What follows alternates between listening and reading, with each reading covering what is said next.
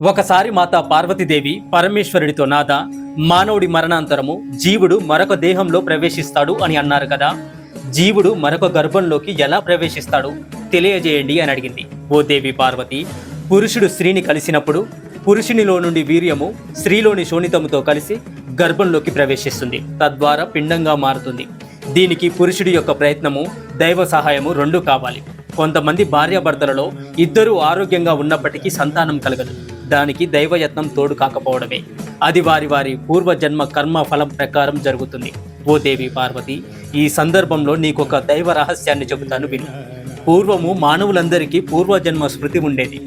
అందువలనే మానవులు ఎప్పటికప్పుడు తమను తాము సంస్కరించుకుంటూ అన్ని పుణ్యకార్యములు చేసి స్వర్గలోకంలో సుఖములను పొందుతూ ఉండేవారు. అందరూ స్వర్గానికే రావడం వలన స్వర్గంలో విపరీతమైన తొక్కిసలాట జరిగింది. మానవులకు స్వర్గ సుఖములు కల్పించడం దేవతలకు కష్టంగా అనిపించింది. దేవతలందరూ బ్రహ్మదేవుడి వద్దకు వెళ్ళి ఈ సంగతి గురించి చెప్పారు. అప్పుడు బ్రహ్మదేవుడు ఆలోచించి మానవులకు ఉన్న పూర్వజన్మ స్మృతిని తీసేశాడు. దాని స్థానంలో మనిషికి కోరికలు, కామము, కోపము, మదము, లోభము మొదలగు దుర్గుణములను కల్పించాడు.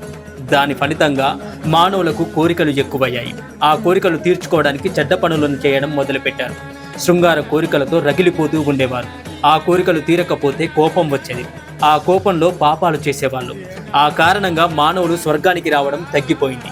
కానీ అప్పుడు నరకానికి పాపుల తాకిడి ఎక్కువైంది. దానికి బ్రహ్మదేవుడు మరొక ఉపాయాన్ని ఆలోచించాడు. స్వర్గానికి నరకానికి జీవులు సమంగా వెళ్లే ఏర్పాటు చేశాడు. మానవులకు స్వర్గము, నరకము వాటి స్థితిగతులు కేవలం శాస్త్ర పరిజ్ఞానం ద్వారానే తెలిసేటట్టు చేశాడు. కాబట్టి స్వర్గ నరకముల గురించి మానవులు ఎవడికి వాడు మనసుతో తెలుసుకునే శక్తిని కోల్పోయాడు అని చెప్పాడు ఆ మహాదేవుడు. మీకు ఈ వీడియో కొంచెమైనా ఇన్ఫర్మేటివ్గా అనిపిస్తే ఓం నమః శివాయ అని కమెంట్ చేయండి.